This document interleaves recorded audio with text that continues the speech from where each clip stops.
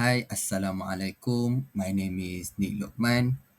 Azri bin Adnan. I will represent Group 4 for the presentation in the BQS 599 in Shariah and Built Environment. This slide will prepare for the Dr. Anis Roslina Benti Nizam Akbar. In this slide, I will tell to you guys about our group member that consists about 6 people. Our first group member is the Muhammad Khusyri bin Hazir. The second is the Ainur Nadzirah bin Muhammad Anwar. The third is me, is the Niloman Azri bin Ni Adnan. The fourth member is the Nur Zarin Izati bin Zulfikar. The fifth member is the Nurul Najwa binti Muhammad Rizwan. And lastly is the Siti Nur Aliamaisarah binti Jailani. So the title for our slide for Group 4 is the influence of the quantity surveyor in the property investment and evaluation. This is the content in our slide that consists uh, in the literature review, research methodology, data analysis, and the conclusion and recommendation. That's all for me. I will pass to the next presenter that will talk about the literature review. Thank you.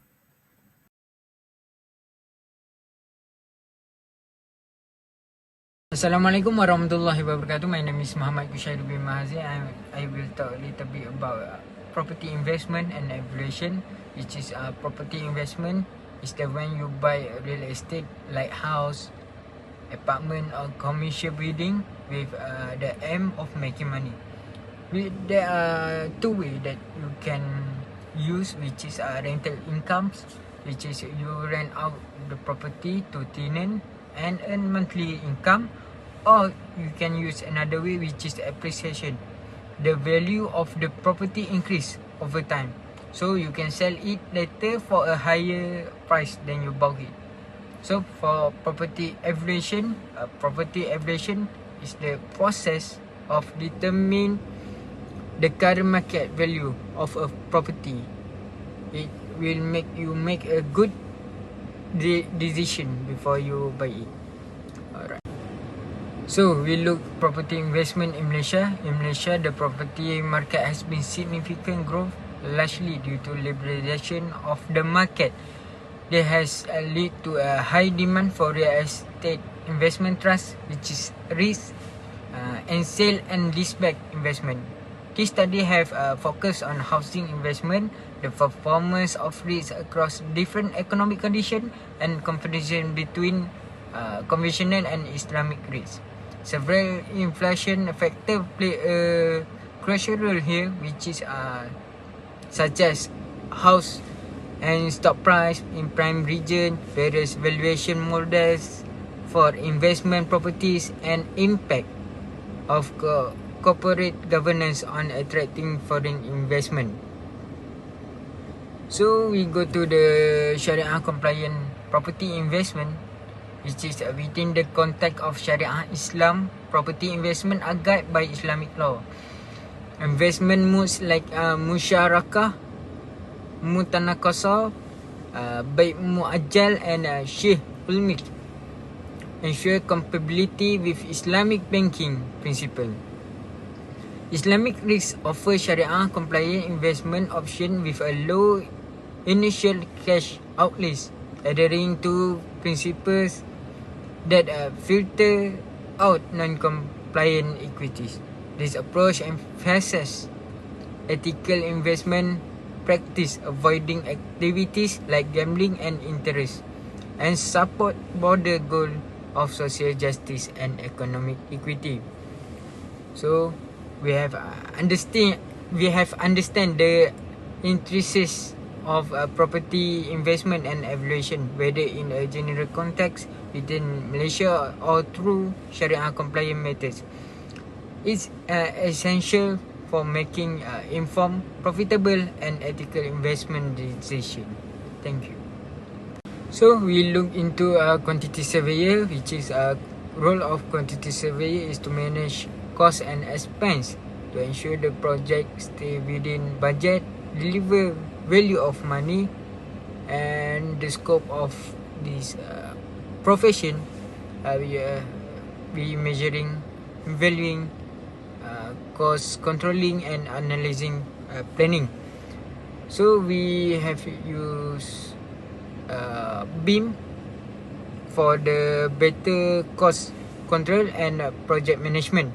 So in Malaysia, QS controlled by Board of Quantity Surveyor Malaysia, BQSM, and nowadays it's more growth with expansion due to a large and more project. And for the Shariah Islam, this align with Shariah principle, avoid interest rates, and QS have a role little bit, not a little bit, but a more role in Shariah compliance, which is to ensure that the project financed by Islamic bank, and they can audit, integrate Sharia audit practice for financial and ethical compliance. That's for quantity surveyor. Thank you.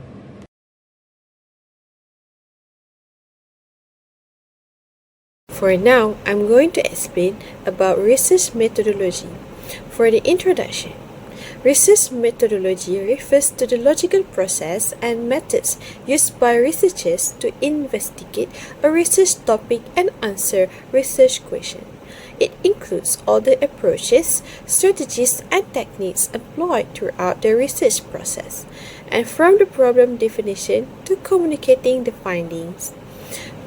Thorough research and in-depth information are crucial to ensure the study produces high quality and interesting results.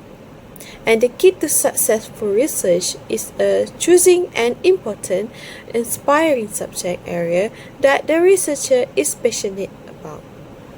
And this research aims to examine the current application of property investment and evaluation practices among quantity surveyors QS according to Sharia compliance, and to determine the extent to which QS professionals follow Islamic ethical and legal guidelines in managing and using wealth, and also to investigate if QS workers are utilizing alternative Islamic financing methods like murabahah, musyarakah, and mudarabah.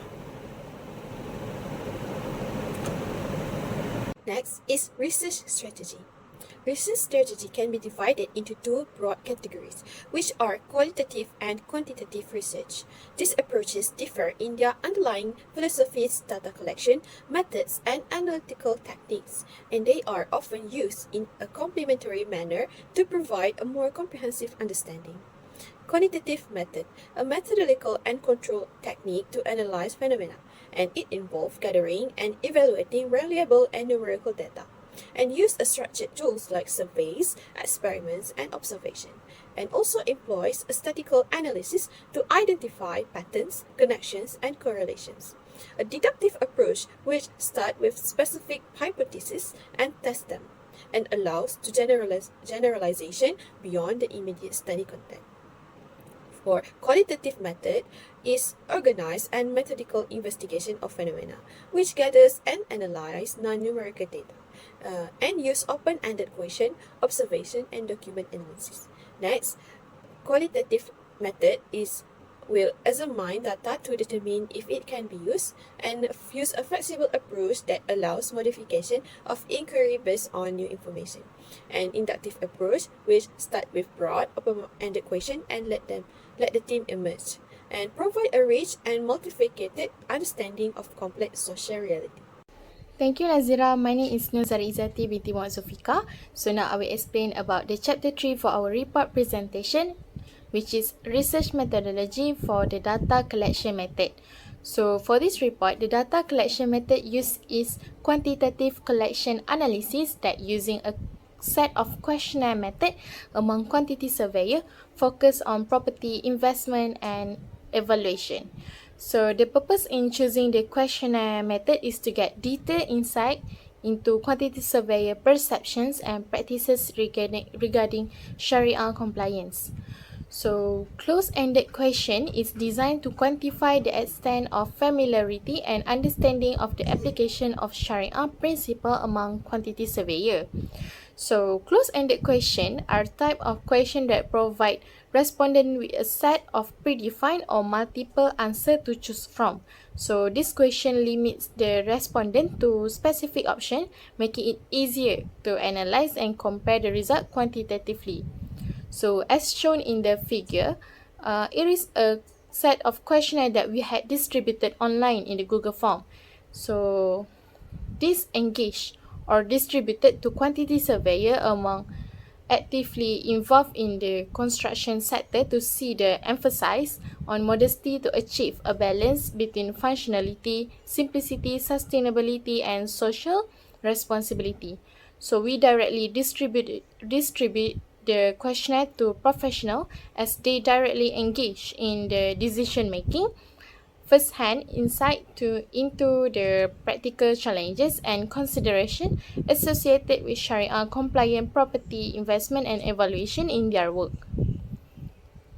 So we utilize targeted distribution method via professional network, industry associations, and online platform to reach a diverse and geographically dispersed sample of practitioner in construction industry.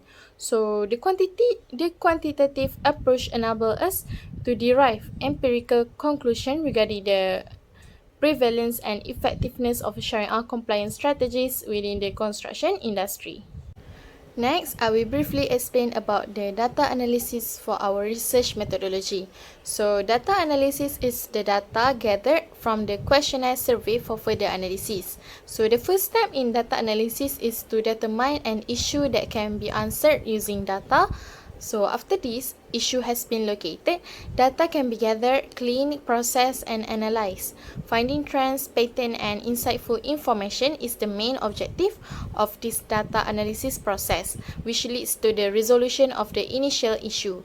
Next, quantitative data is defined as any information expressed as a series of numerical figures. So it is possible to categorize, group, measure, compute, and rank this kind of data. Example of this kind of data include inquiries about the age, rank, price, length, weight, scores, and so forth. Such data can be displayed graphically using charts or through statistical analysis technique. So this is the example of data analysis method available for quantitative data collection method.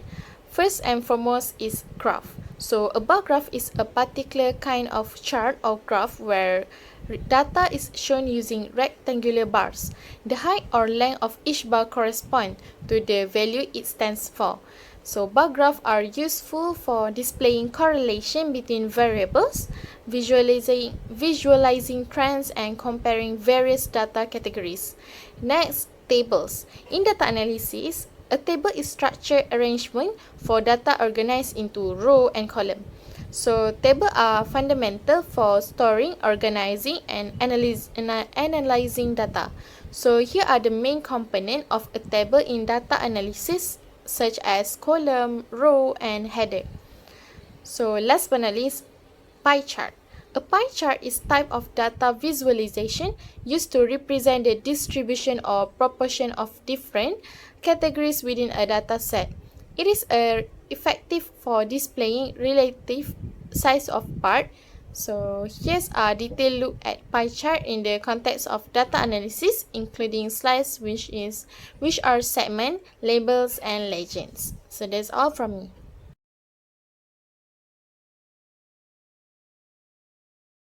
Thank you for Zarin and Sati for the presentation. So next, I will continue this presentation with present data analysis and discussion. So first, I will present about introduction for this chapter. So what is data analysis? Data analysis is involved converting and inspecting raw data into valuable insight or informed decision making by collecting or analyze data to validate or invalidate hypotheses. So this data analysis provides credibility in research due to conclusion that emerge from the data analysis is based on empirical evidence rather than speculation. So what method used for this case study, which is we use the types of data analysis and discussion will be provided based on the quantitative data gathered from our data collection. So the aim for this research, which is for the case study, so to study in the scope of a quantity survey to test the understanding and the application about Shariah in the built environment. Okay, so I will continue with data analysis. Data analysis from a questionnaire is the process of carefully examining responses to uncover trends, patterns, and meaningful insight. Through this analysis, we can gain a clear understanding of how effectively QS workers implement Shariah principles in their work, highlighting both areas of success and areas for potential enhancers. So the first graph shows the genders and their higher qualifications of our respondent during the questionnaire session. And then the second and third graph shows the meaning of Shariah and QS understanding of Shariah. So this graph shows the respondent knows the meaning of Shariah and their understanding of the term. Okay, so the next graph shows the application of Islamic and Shariah principles in development and planning. Okay, so the graph shows that quantity surveyor workers apply their understanding of Shariah principles in property investment and evaluation either seldom or frequently. This indicates that while they perform their tasks and responsibility well, there are instances where there is a lack of adherence to Islamic concept. Okay, so the next graph shows the application of Islamic and Shariah principles in design. Okay, so the graph indicates that the seldom bar is the highest, suggesting the quantity surveyors workers frequently apply Shariah principle. However, the always bar is also relatively high, showing that there are many instances where quantity surveyor workers consistently implement Shariah principle in their design. Okay, so we move to the next graph. So the next graph shows the application of Islamic and Shariah principles in procurement. So the graph shows the frequent bar is rated higher than the others, indicating that quantity surveyors workers often apply Shariah principles in procurement according to the questionnaire, which is positive. Okay, so we move to the next graph, which shows the application of Islamic and Shariah principle in project and maintenance management. Okay, so we can see the frequently is the highest one. Okay, for the question, I will use clear and truthful communication to maintain transparency and integrity, which is SIDIC, in project reporting and documentation. But we can see the flatness at the question, I do not bring personal problems into work matters and be professional while handling the project towards client, which is Ihsan. So we can see quantity surveyors workers agree that they not bring their personal problems to the work because they can affect the people's their works and so on. Okay, and then for this graph show the application of Islamic and Shariah principle in property investment and evaluation.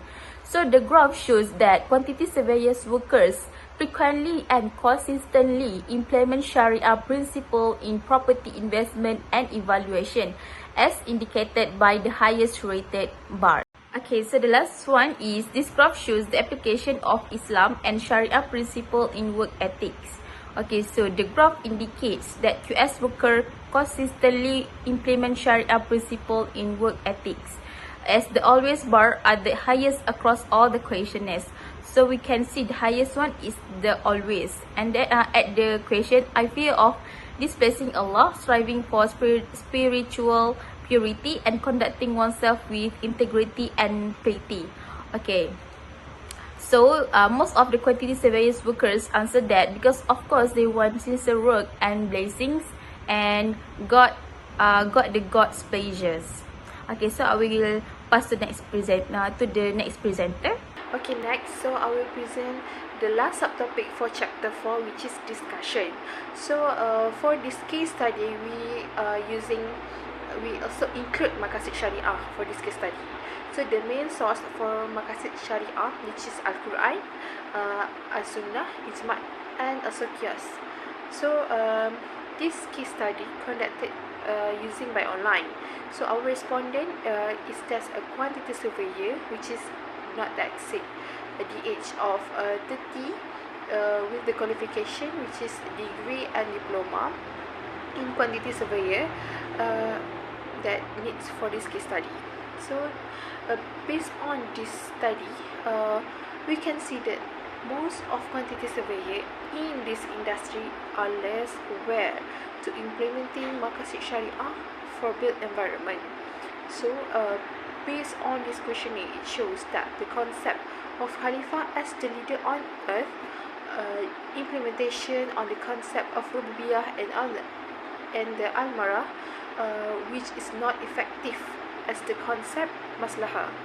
It as a proof that Maqasid Shariah actually is not fully implemented in this development project.